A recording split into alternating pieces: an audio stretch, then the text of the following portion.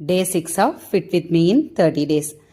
நம்ம எல்லாருமே டயட்டில் அளந்து சாப்பிடணுமா, என்னது சுகர் சாப்பிடக்கூடாதா அப்படின்னு நிறைய விஷயங்களை யோசிக்கிறோம்.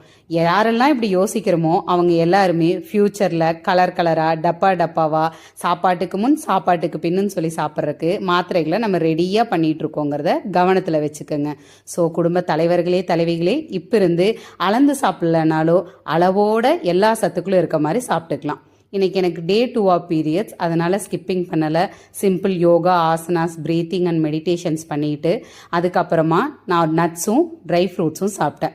அது முடிச்சதுக்கப்புறமா கிளாஸஸ் இருந்துச்சு. டோர் ஸ்டெப் கிளாஸஸ் முடிச்சுட்டு வந்ததுக்கப்புறமா பிளாக் காஃபி, ஒரு சின்ன சைஸ் வாழைப்பழம் சாப்பிட்டுட்டு இன்றைக்கி கிராஸ்ஃபிட் ட்ரைனிங் போயிருந்தேன். அது ஒரு 30 மினிட்ஸ் பண்ணிவிட்டு 2 முட்டை போட்டு ஒரு தோசை, அது கூட தேங்காய் சட்னி, அதுக்கப்புறமா கொய்யாப்பழம், மதியம் கொஞ்சமாக ரைஸும் காளான் கேப்சிகம் போட்டு பொரியல், தயிர் எல்லாமே சாப்பிட்டேன்.